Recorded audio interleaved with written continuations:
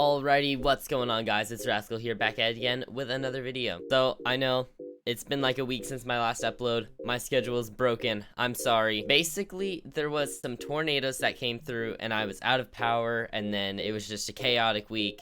But now, back to normal upload schedule of hopefully 3 videos a week. We'll see. That's my goal. But yeah, with that out of the way, we are going to be talking today about 5 simple tricks that will help you get better at Fortnite. So these are things that are commonly overlooked or just unheard of. They're really small things that you don't have to think about too much, but they will make a huge impact on your gameplay. So yeah, while we didn't have power, I just kind of wrote down some notes on things that I kind of wanted to talk about with you guys. Figured these things don't really have enough to be in an entire video by themselves, but I figured, you know, I could make a top 5 tips video and just talk about them. So yeah, we're gonna go ahead and get right into it with tip number 1. Tip number 1 is going to be right hand peek. Something so heavily overlooked, something so underrated that we just need to talk about.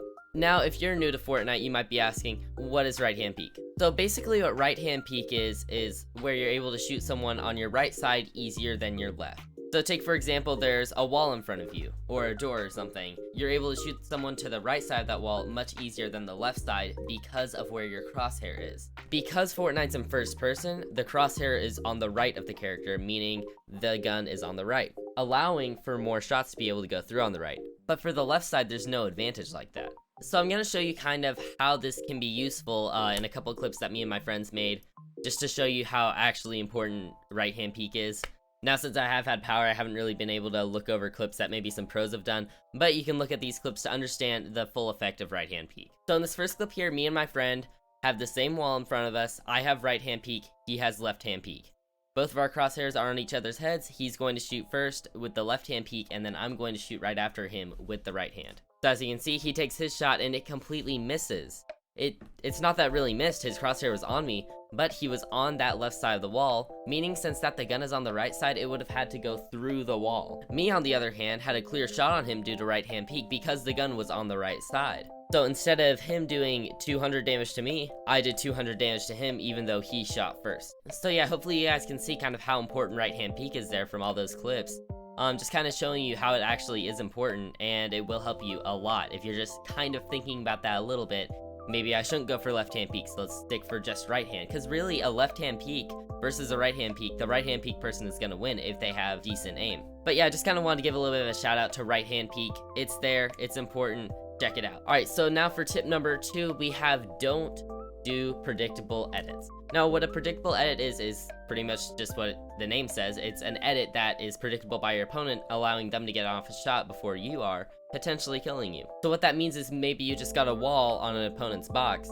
You don't want to make a easy edit for them to predict, such as just a classic window edit or a downwards triangle edit, because those are predictable. Or maybe you want to do a top right triangle or something to get that right hand peek, but also remember, your shotgun does take a little bit to pull out, meaning your opponent can still get a shot off before you. So yeah, you need to do an edit with those walls that doesn't allow your opponent to shoot you, but you're able to get your shotgun out and then have an advantage on them. For example, in the clip you're watching right now, my friend hit me to 2 HP while I hit him with only a 165, but notice my shot went off after him. Me, on the other hand, wouldn't have had any chance to compete just because my shotgun does take longer to pull out. And then right after, I went for a left hand peek shot, which just got me killed because he had right hand, so he was able to get off his shot first, along with me having a harder time being able to hit him.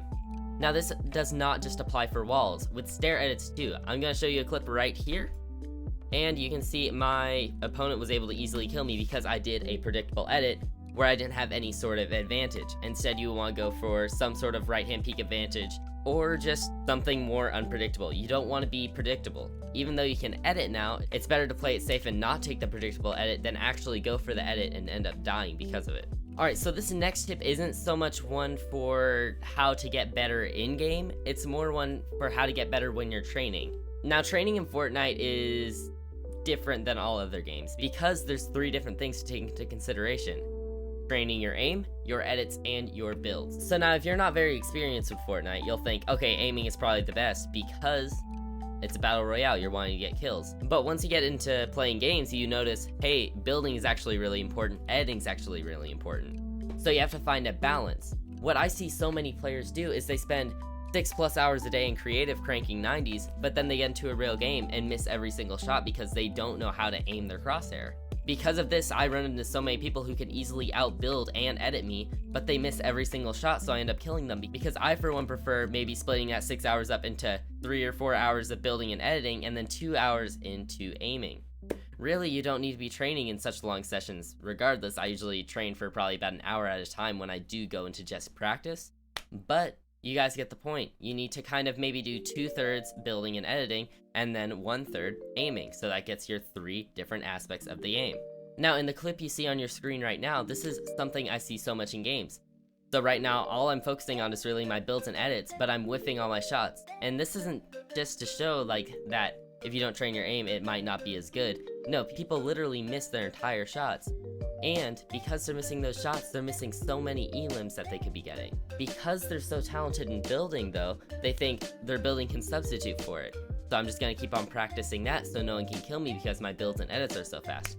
But that's just not the case, because also in real game, you don't have infinite materials like you do in creative. And there's fall damage to deal with as well, so if you keep on cranking straight up to the sky, your opponent can easily knock you down and kill you with fall damage. So in the clip you're watching right now, this is a more practical use of builds. I'm not wasting so many builds, and I end up getting the elim because I'm being not only conservative, but I'm also hitting my shots. And once again, it's not even a matter of hitting better shots than it is just hitting shots, because a lot of times these really good players make really intricate edits and stuff, and they just catch me so off guard, but then they completely miss their shot because they're not used to actually training with other players. Now they might have done creative clips with their friends or something, but that's just not the same as in real game, which is why training your aim is so important. And aiming is one of the most underrated things in Fortnite right now, which is just, it just blows my mind to think that aiming is the least important thing to some people in a game where you're trying to get kills. Alright, now on to tip number 4, pre-firing. Now this is getting into a little more advanced stuff now. Now what pre-firing is basically predicting an edit. So maybe you see your opponent about to go for an edit, go ahead, have something you can reset by you, go ahead, shoot your opponent if you think they're about to shoot, whether or not they actually took the edit, and then reset so that they have 0 chance of getting a shot on you. Now I know what you're thinking, you're wasting a shot and leaving yourself open.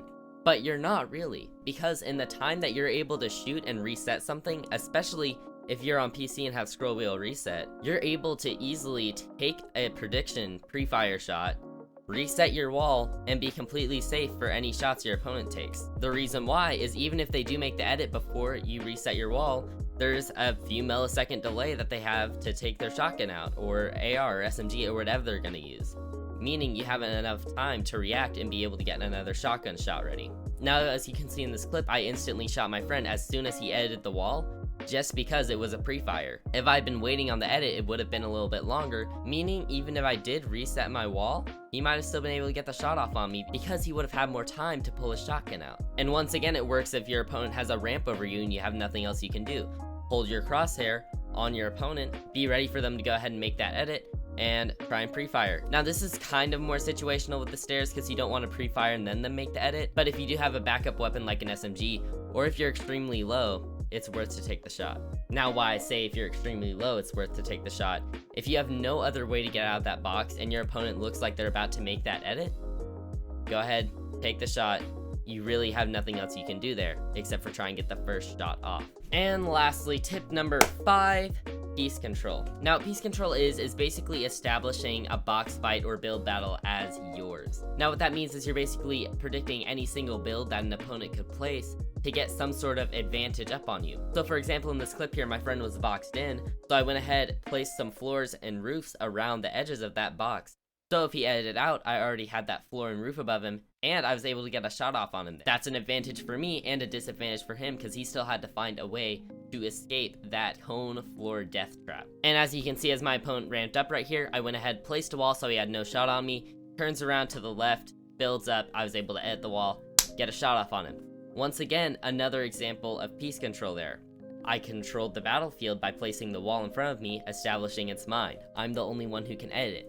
I edited the wall and then shot him, meaning I got the kill because he died. But yeah, if you guys did feel you learned anything at all, go ahead, hit the like button and subscribe. And I have one more little message for you guys real quick. So back on the topic of that tornado that recently went through, my swim coach actually lost his house one dog and his cat to this tornado. Now, I'm not talking the tornado took out some of his house. The entire thing is completely gone. The only reason that they survived is because they stayed inside in their basement. So what I'm trying to do is I'm trying to spread awareness for this and spread some awareness for his GoFundMe page to help support him during this rough time. That will be linked in the description. Anything at all, if you can even just spare like $5, that would be fantastic, and it will support them a lot. It goes a long ways. But yeah, you can see all the information. I'm not going to go too in depth in this video here. You can check out the GoFundMe in the description.